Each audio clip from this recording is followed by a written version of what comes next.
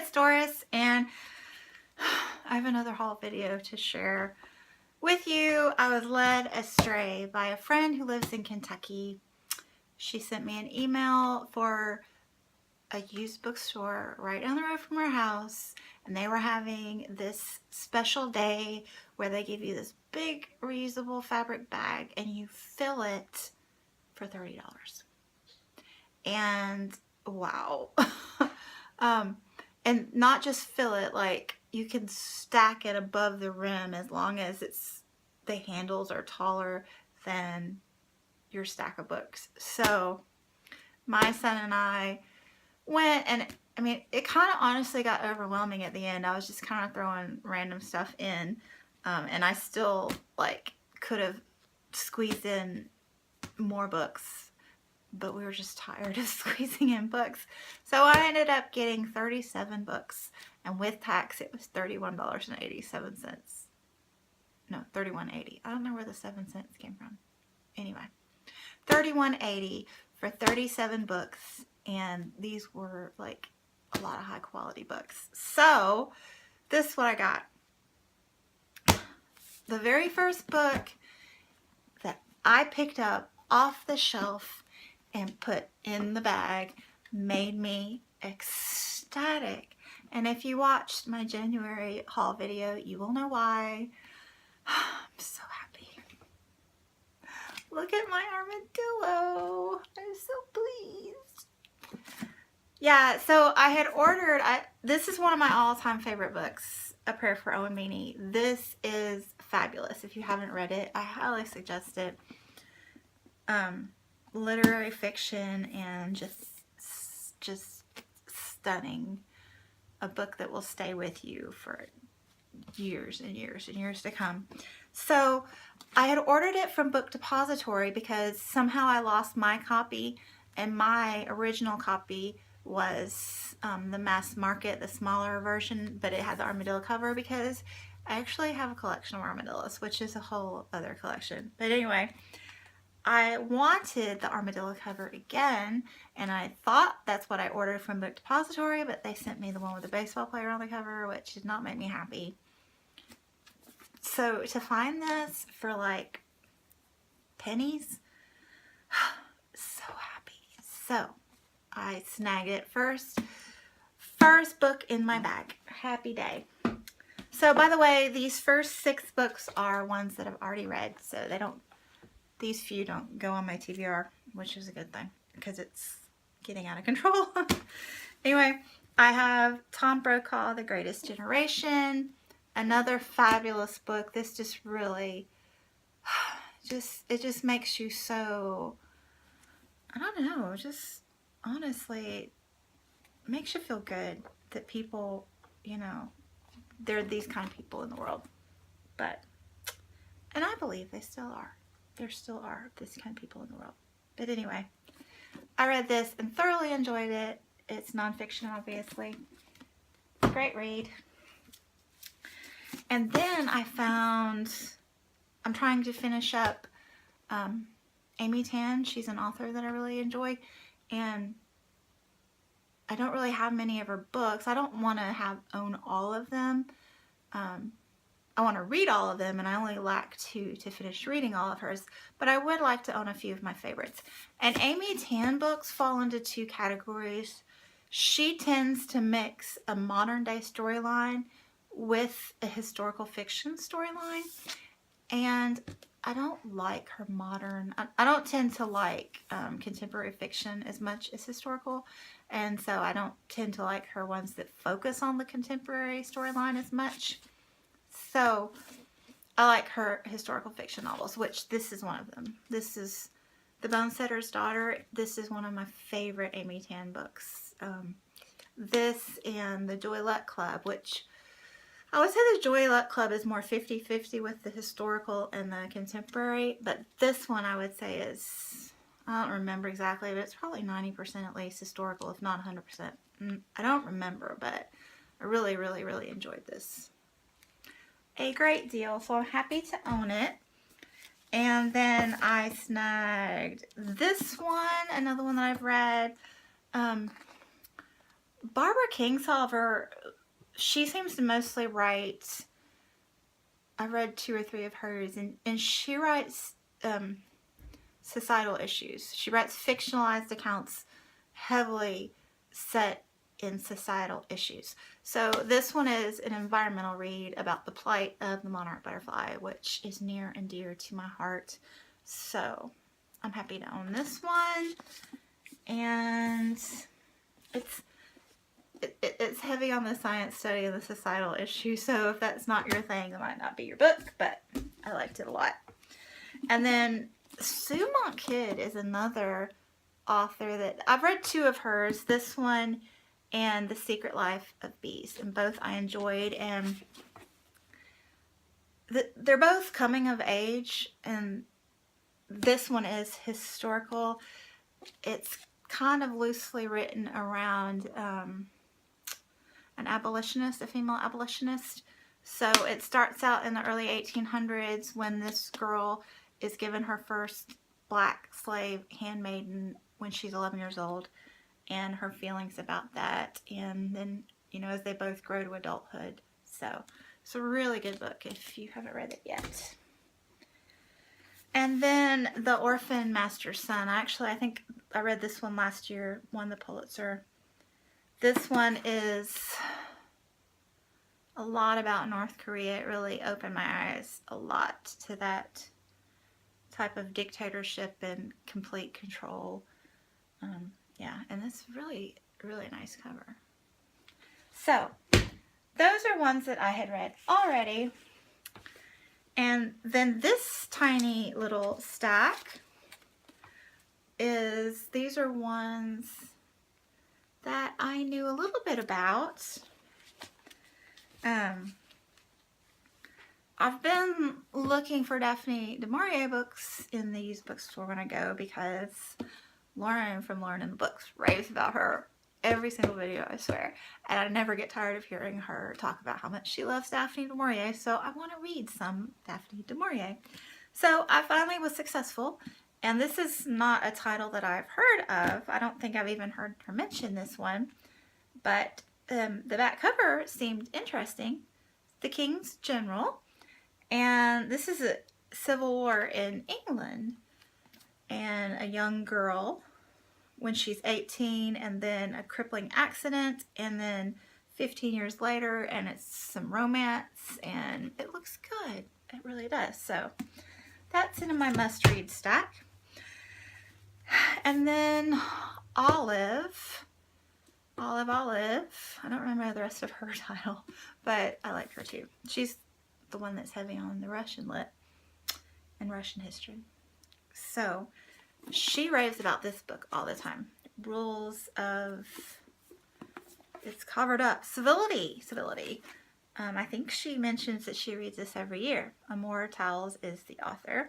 It's a really pretty cover as well. So I thought, you know, books that people really, I mean, it's one thing to say, I like this was a good book, but the books that people rave about more than once, you think they must be a little bit something special. So I was happy to get that one.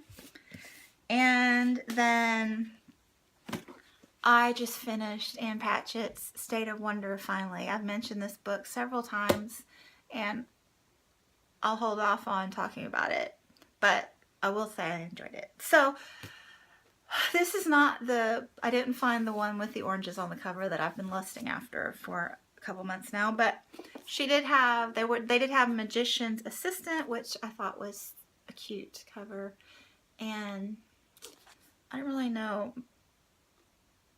The woman was married to a magician for 20 years, and then now she's a widow, and he had secrets in his past. So anyway, I don't know. It's worth a read because I liked the first one of Ann's that I read. I wish I wrote it. And then another Barbara Kingsolver, The Poisonwood Bible. This is one of those, like, everybody's read it, so yeah, you know, I'm pretty sure it's going to be pretty impressive. And then Sue Monk Kidd. I always want to say Sue Kidd Monk. That seems flows better for me, but it's Sue Monk Kidd. The Mermaid Chair. I picked that one up just because I've read 2 of hers and liked them.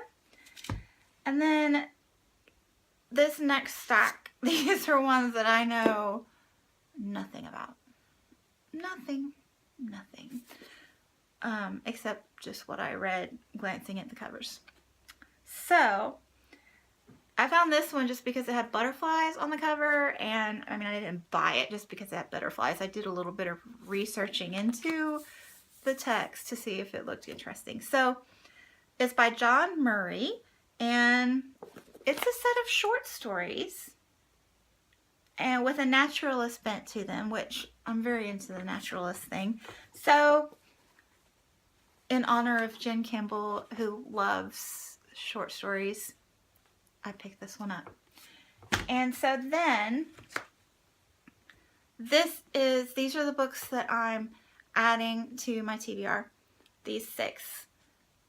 Because I just figure 6 books for $30. These are heavy. 6 books for $30 is a good deal. And I would be happy with that. And if you add in this other stack of 6 that I'd already read that I wanted for my collection, that's 12 books for $30, which is an even better deal.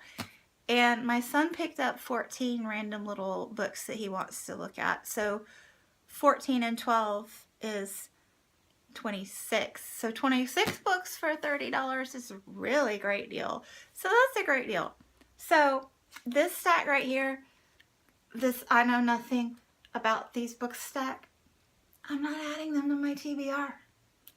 I'm not going to hold myself responsible for them right now. I'm just going to give it time and research them. And please, if you know anything about any of these books, please tell me. Please, please, please.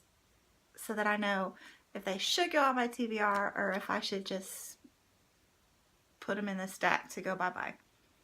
I would love that if you know anything about any of them. So anyway, I'm just going to put these to the side, and if I get to them, I get to them, and if I don't, I don't. I'm not going to put this guilt on my TBR shelf. But you can see why it was irresistible, right? I mean, good golly, 37 books for $31.80. That's just insane. So anyway, I'm just going to read the title. And one thing I did want to mention,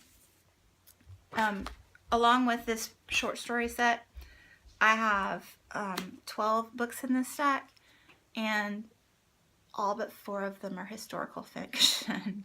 So that kind of tells me and you both where my interests lie. Anyway, I have Empress, a novel by Shan Saw. Very, very, you can see why I was drawn into that one, can't you? Yeah. This might be an adult. I don't know. Anyway, let me know. Waiting by Ha Jin, another beauty. And this one was a National Book Award winner, so I'm thinking that one's probably good. And look at this, guys. Irresistible, right? The Last Witchfinder. This is about a girl. This is England. But the girl's father is a witch hunter, and she's trying to thwart his efforts. And then The Dress Lodger by Sherry Holman. This one was James Morrow. And this one is set during the cholera epidemic of 1831. Then Malachi. This one is Hawaii. And I'm assuming it's early on. Alan Brennert. Let me know if you've heard of any of these. And then Red River and Cane River by Lolita Tatamy. These are set right around the Civil War, I believe, in the United States. And We Are Not Ourselves by Matthew Thomas. This one looks pretty good. Let me know. So those were all the historical fictions, and then these last three are contemporary. This one, Disturbing in the Field, I'm not gonna lie, it was the oranges on the cover that sold me. Totally not gonna lie. And then these I think are just kind of fluffy chicklet. Friday Night Knitting Club and Knit 2. And I'm not a knitter, but I do crochet on occasion. So, I like textiles. Anyway, please let me know if you've read any of those, especially the last 12. I would love your input. And I'm not even going to pretend that I'm not going to buy books in March because it's my birthday. So, thanks for watching, and I'll chat with you soon. Bye. And I thought you might like a peek at my current TBR situation. I had said that I wanted to keep my TBR shelf to these two sections, and I don't know, I'm afraid I'm gonna outgrow it by March. I gotta read a lot. So these right here are my leftover TBRs from my February TBR list, and these are my TBRs from the Time Hopathon that starts tomorrow. Well, tomorrow on today. I don't know if it'll be tomorrow when I get this up, but anyway. And then this little section are my new acquisitions, and that section is the ones that I'm not admitting to being on my TBR yet. So anyway, that's my TBR situation. It's still not too bad, and it's awfully pretty. So anyway, chat with you in a little bit. Bye.